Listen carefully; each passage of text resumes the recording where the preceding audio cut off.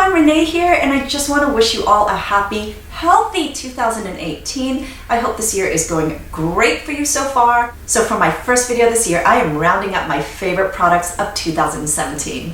Where I have more detailed reviews of the products I'm talking about today, I will link that in the description box down below. And just to clarify, these are products that I just personally really loved for myself in 2017. These are the products that really wowed me, used the most, repurchased throughout the year. So this last year in skincare for me has been a little different because a lot of really strong actives came into the market. Highly concentrated acid treatments, which honestly had me trembling in fear. This year I also wanted to give retinols and Retin-A another go, which I reintroduced into my skincare routine this fall. So I would say that my products surrounding these actives have been quite gentle, more minimalistic in ingredients. So I was really focused not only on building a really strong skin barrier in preparation for using these actives, but also on the healing and the soothing and repair for while I was on them. One of my favorite, most game-changing discoveries of 2017 is the 7 Skin Method. I mean, this is the year that my skin completely normalized through proper hydration. I realized this when a lot of the kind of products that I'm used to using just started feeling way too heavy. That repeated layering of just simple, hydrating, and lightweight products just made all the difference for me. I tried a lot of cleansers this year, and one of them that really stood out to me is this one from eNature, their Moringa Cleansing Balm. This is a great sherbet cleanser, which definitely is my preference for first cleansers at the moment. And I love that it's a Moringa Cleansing Balm. Moringa is an ingredient that is just wonderful in cleansers because it has this purifying quality to it. It's actually known as nature's cleanser. I feel like we're going to see a lot more of this as a key ingredient in products because it is actually a superfood. It's a super green, so really rich in antioxidants. It's anti-inflammatory as well. This is also a really hydrating formula. It's got a lot of birch juice and birch sap in it as well. It's just packed with beautiful plant oils and extracts. I mean, you know the drill. This is also vegan, contains no parabens, mineral oils, artificial fragrances, or dyes. This is gorgeously creamy. I love massaging it on my skin. Makeup just melts away. But this removes everything, including my eye makeup, my mascara, all in one go. This emulsifies beautifully, and what's great is this rinses off completely clean. No residue left on your skin. In fact, it really does feel quite purifying and clarifying to me. It's got a very herbal, natural scent, slightly citrusy. It's not dissimilar to the Heimish or the Pharmacy Green Clean. I've always found these herbal scents to be really therapeutic, but that's just me. In comparison to the Pharmacy Green Clean, I actually prefer this and the Heimish over that one. In fact, they are all so very similar. Their texture, their cleansing ability, their scent, their formulations, they're all very similar with the exception that the Pharmacy is, you know, this beautiful green color, and it's just a lot more expensive. I'll highlight a few differences between this and the Heimish All Clean Balm, which, as you know, is one of my favorites. This contains no shea butter in it, whereas the All Clean Balm does. So for whatever reason you prefer not to have shea butter, or you prefer to have shea butter in your cleansing balm, then the other difference is in quantity and price. The Heimish is 4 ounces, this is 2.5, and this is more expensive at around $24. My preference for second cleansers this year have changed a lot. In fact, the ones that I love right now are the ones that do not foam at all. They're just more like emulsions. I feel like this whole non-foaming emulsion cleanser is just, at least for me, very next generation. And that's really been suiting me, particularly after I started using retinols. There are just a lot of cleansers that I can't seem to use anymore. The first two are very basic, but not because I just love them so much. They're very similar, and that's these two. You're gonna have to excuse the travel sizes. I am traveling right now, after all. I had to leave the full sizes at home, but it's the CeraVe Hydrating Cleanser, which you've heard me talk a lot about, and the La Roche-Posay Toleriane Hydrating Gentle Cleanser, which is a newer discovery this fall. These are super similar as cleansers. They are great for your second cleanse or your morning cleanse, any cleanse that doesn't require you to remove makeup and sunscreen. I feel like these soothe my skin as they're cleansing. They hydrate it, they nourish it. They're full of ceramides and hydrators. The La Roche-Posay one has the addition of niacinamide and vitamin E in it, but they're both just beautiful. The next cleanser that I've just seriously fallen for is this beautiful one from 5 Yina, their Divine Bioadaptive Cleanser. To me, this is elevated skin cleansing. This is definitely a way more luxurious formula. I've talked about Fyvena before, one of my favorite brand discoveries this year. Their approach to skincare follows traditional Chinese healing medicinal philosophies. It's about creating strength and balance so your skin can take care of itself. Their products are so elegant, and their formulations use a lot of Chinese medicinal roots, which you know I love. I use this on my skin while it's still damp after cleansing with my first cleanser. The texture is just buttery, it's milky, it's an emulsion, but it has some body to it. And I believe that comes from a very fine pearl powder, which is an ingredient in here. There's absolutely nothing gritty about this, so it's not like the powder is even noticeable. It's almost like rice bran powder. And when you rinse this off, your skin just feels so smooth in texture. It even looks brighter. There's no residue left behind. Your skin feels so clean. It actually feels kind of hydrated. This has a bunch of beautiful medicinal roots, plants, and grains that are anti-inflammatory, antioxidant. This also contains moringa, which, as we have discussed before, is nature's cleanser, hydrating ingredients and moisturizing ones. In fact, it's anti-allergenic. It's very soothing and calming on your skin. When you're applying it, you really get the sense that it's just soothing everything down, which is just not typical for a cleanser. Everything in here is either eco-cert where possible, wild-crafted, or naturally derived. Peptide serums officially became a thing for me this year. My favorite in this next category is a little difficult to talk about purely because it no longer exists. But I can't not talk about it because it's really one of my favorite products of last year, and that is NIOD's Copper Amino Isolate Serum 1%. This has been replaced by an upgraded formulation, a second generation CAIS 2:1 ratio. Unfortunately, I was only just able to even get my hands on this new formula a few weeks ago, so I haven't had enough time to properly test it out, at least not enough for a review. The new formulation is quite different and definitely in potency as well, and I'm already really excited for that review, so stay tuned. So with the CAIS 1%, I had never actually used such a concentrated copper tripeptide serum before. This really is a do-it-all serum for me. I think the first thing I noticed, and this was just really obvious, was the texture of my skin. After a very short time, the difference was really noticeable. My skin was much softer. It was much smoother. The other way in which I felt this made a notable impact is in the strength of my skin and the healing aspect of it, because my skin tends to be quite intolerant to strong acids, strong actives. My skin reacted very differently to these products when I used it as opposed to before I started using this. Every time the odd pimple sprouted on my face, this healed that wound really fast, even the redness. A nighttime peptide serum that I absolutely fell in love with this year is this one from Klairs. You all know I love their Midnight Blue Youth Activating Drops. This is something I started using while I was already on retinols and when I transitioned into tretinoin. I would say this is definitely one of the contributing factors as to why my whole experience with retinols and now tretinoin has just been a whole lot more pleasant. I feel like a good EGF serum like this is just a wonderful product to use in conjunction with any kind of retinol or retin-A treatment. That whole adjustment period where there's a lot of sort of barrier compromise with all the shedding and dryness, I feel like it's healing through that really well. This is a highly concentrated, undiluted serum with only 10 ingredients in it. This uses the epidermal growth factors that are already present in our skin, keeping it sort of youthful,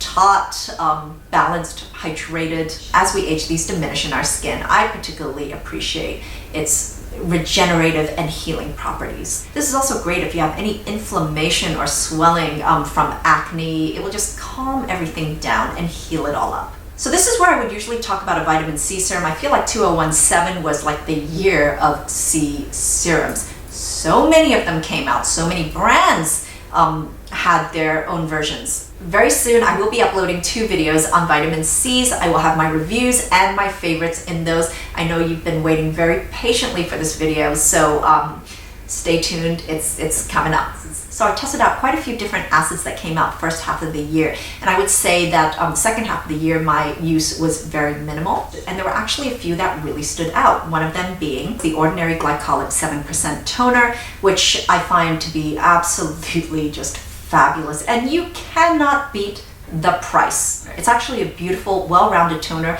and it works quite gently. When you start using it, you are going to get a little bit of that tingle, which for some reason, for me, always came a little delayed. It's like when I first apply it, it's fine, and then the tingle comes later. It's working. There's no redness, there's no irritation. It's a really nice formula. I've talked about this toner so many times. I actually love the formulation, and I feel like you could be paying a lot more money for this. A lot more.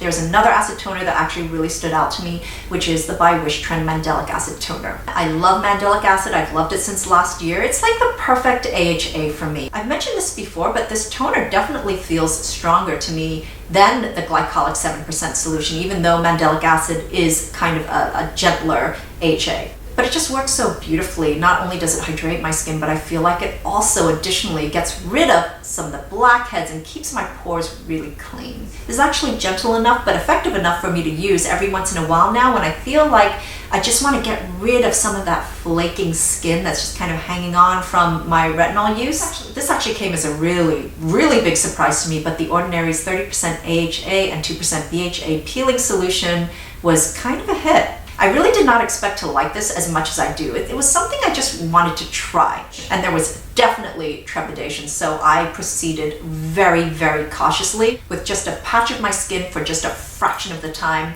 And I very quickly realized that this was actually, or at least it felt, gentle. And I know that there are a lot of very differing opinions about this, but I feel this is a lot more gentle than Drunk Elephant's Sukari Baby Facial. As an occasional acid mask treatment, I really loved this. I feel like it made a big difference in terms of like the brightening and the smoothness of my skin. I mean, I feel like there are a lot of people who really love their strong acids who might even be disappointed in how gently this works, but for me, it's just right. There's definitely the tingling, but there's no irritation, no redness, no sensitivity. So you all know how I feel about hydrating toners. It was just a very important and transformative category for me this last year. This year, things have kind of simplified a lot. My hydrating toners have been more minimalistic, fewer ingredients, simpler, but more concentrated. Of course, the Pyongyang Mule Essence Toner, I've said enough about this. I don't need to say more. One of my favorite discoveries of 2017. It's ultimately what I reach for whenever my skin just feels a little dehydrated, a little lacking, in need of some soothing comfort and care. This is perfect for the 7 skins, mainly because it's got minimal ingredients, none of which are harsh, so you can really layer it on. It's also a little magical in that it is viscous enough that it will plump out your skin, but you can actually apply layer upon layer and it will never get really sticky. But yes, this has been a skin saver for me. The other toner that really stood out to me this year is, again, another simple one. It's not luxurious, but certainly not basic. And this one is perfect for like the really dry, depleting months. While the Pyongyang Mule is great at soothing, great at healing, it's great at balancing, which is what it aims to do, this one is just all about hydration. This can get heavy. If you do more than 3 skins, it will start to feel a little sticky. Your skin will be bouncy after using this and flakes will not dare form. This formulation is maxed out with 50% hyaluronic acid and 1% sodium hyaluronate. The rest is all hydrators like vitamin B5, beta-glucan, birch sap, and a bunch of medicinal herbs.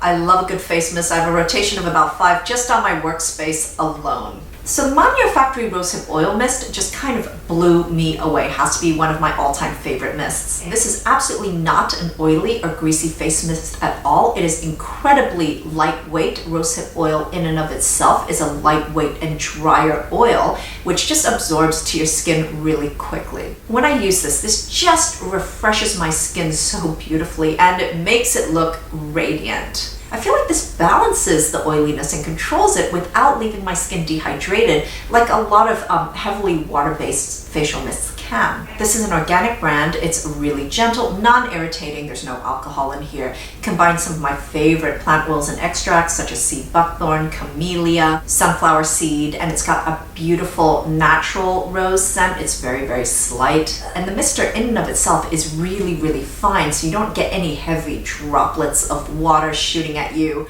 I'm going to start off with the first treatment essences. So these usually go on before your hydrating toner. The Amore Pacific Vintage Single Extract Essence. This This is one of the most unique products from this brand, which honestly has been really kind of hit or miss with me. This is such a special essence and one that aligns so well with their whole sort of green tea focus. All the green tea leaves are harvested from Amore Pacific's very special tea garden. They are organic, they are naturally fermented outdoors for 50 days and then transferred into a clay pot buried underground to be fermented for another 50 days. Then they are put through a very slow extraction process that takes over 24 hours. All of this to create maximum potency of the antioxidants in the green tea. So this I use as a first treatment essence, and I really felt gave me that extra huge boost of antioxidants, particularly in the morning. I really loved using this product. It didn't last me very long. I used it throughout the summer, unfortunately, because of its high price. I'm not sure if this is something that I would constantly be repurchasing. Rather, it's more like a real treat for my skin during a certain period of time. One thing I do have to mention that I noticed after using this for about a month, a few weeks actually, I've noticed that a lot of the foundations that I usually use, any of the complexion makeup I usually use, started to look a little too warm on my skin.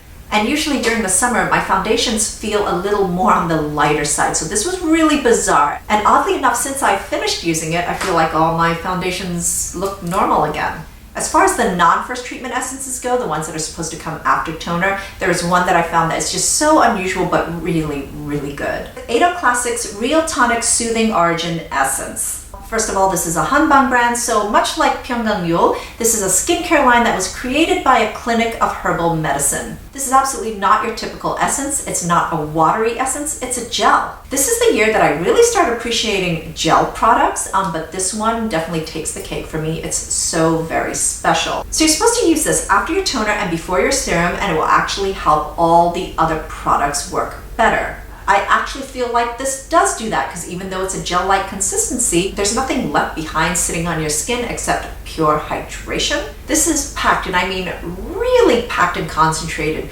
with antioxidant-rich herbal medicinal goodness. This contains the extracts from really some of the most nutritious roots and some of my favorites like ginseng, astragalus, ginger. It's got licorice, chrysanthemum for brightening and soothing, along with a big dose of panthenol vitamin B5 for hydration. So I've not really seen this kind of formulation in any of the other hydration gels that I've used, mainly because those are purely for the sole purpose of just really hydrating your skin, whereas this does that plus. In fact, this to me is another multifunctional, multi-purpose product. You can use this as an essence, serum, and even lightweight moisturizer. I think if you have really oily skin or if you're in a really hot, humid climate, then using this under sunscreen is like good. Or even just using this underneath an oil or with an oil is absolutely beautiful. There's no added fragrance in here. The scent is very, very natural. It is quite a subtle, sort of smoky,